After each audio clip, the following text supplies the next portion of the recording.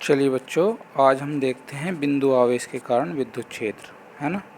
तो किसी बिंदु आवेश के कारण विद्युत क्षेत्र क्या होगा, ठीक है। अब देखो, एक बिंदु आवेश है हमारा, है ना। बिंदु आवेश क्या लिया था हमने, क्यू नोट, ठीक है। तो F इजकल टू 1/, है ना, 4πε0 Q into Q naught R square और यूनिट वेक्टर आर, क्योंकि हम कूलम का नियम वेक्टर फॉर्म में इस्तेमाल कर रहे हैं, तो हमें यूनिट वेक्टर आर भी लिखना होगा, ठीक है। तो इसमें हमारा एफ बराबर क्या हो गया, 1/4πε0 Q into Q naught upon R square, इसका परिमाण, और आर यूनिट वेक्टर आर क्या हो गया, दिशा। तो परिमाण और दिशा मिलके क्या बनाएंगे, हमारा वेक्टर एफ बनाएंगे, ठीक है। अगर किसी बच्चे को कोई दिक्कत है वेक्टर नोटेशन में तो मुझसे पूछ ले, मैं उसे समझा दूँगा, ठीक है। अब विद्युत क्षेत्र की परिभाषा के अनुसार क्या था हमारा, E बराबर F/Q0 था। तो F की वैल्यू पुट कर देंगे, E में रख देंगे, है ना। तो F की वैल्यू जब हम पुट करेंगे तो हमारा फॉर्मूला क्या आया E का, E बराबर 1/4πε0 Q/r² और यूनिट वेक्टर R। ध्यान रहे, देखो हम दोनों ही चीज़ वेक्टर नोटेशन में कर रहे हैं, है ना। किताबों में तुम्हारे विदाउट वेक्टर दिया होगा, ठीक है। अब देखो, इसके बाद में कह रहा है कि P बिंदु पर विद्युत क्षेत्र की दिशा OP सदिश होगी, यदि -Q हो तो विद्युत क्षेत्र की दिशा विपरीत हो जाएगी, है ना। अगर Q की जगह हमारा -Q आवेश हो तो क्षेत्र की दिशा क्या हो जाएगी, हमारी विपरीत हो जाएगी, है ना, माइनस का चिन्ह बाहर आ जाएगा, ठीक है।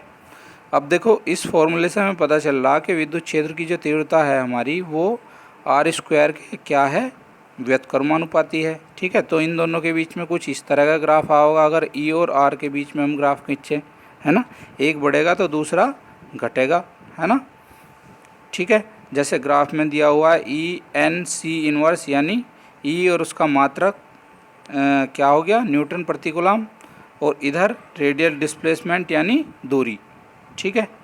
तो इसके बीच में जो ग्राफ आ रहा हमारा, ये कैसा ग्राफ होगा, व्युत्क्रमानुपाती संबंध वाला ग्राफ होगा, यानी एक बढ़ेगा तो दूसरा घटेगा, ठीक है। अब किसी माध्यम के लिए हमारा E क्या होगा, वेक्टर EM 1/4πε0 R² क्यों और क्या, यूनिट वेक्टर R। तो EM हमारा हो जाएगा E/ER, ठीक है। क्या हुआ, E/ER। तो इससे हमें पता चल गया कि EM हमारा छोटा होगा किससे, ER से। क्यों छोटा होगा, क्योंकि देखो ER की जब इधर मल्टीप्लाई करेंगे तो क्या होगा, हमारा EM का मान छोटा आ जाएगा, ठीक है। तो इससे हम कह सकते हैं कि परावैद्युतांक माध्यम में विद्युत क्षेत्र की तीव्रता का मान निर्वात में उपस्थित विद्युत क्षेत्र की तीव्रता की अपेक्षा ER गुना कम होता है, ठीक है। समझ में आया। परावैद्युतांक क्या है, EM, है ना, माध्यम EM, है ना। तो ये था हमारा कि बिंदु आवेश के कारण विद्युत क्षेत्र की तीव्रता, ठीक है।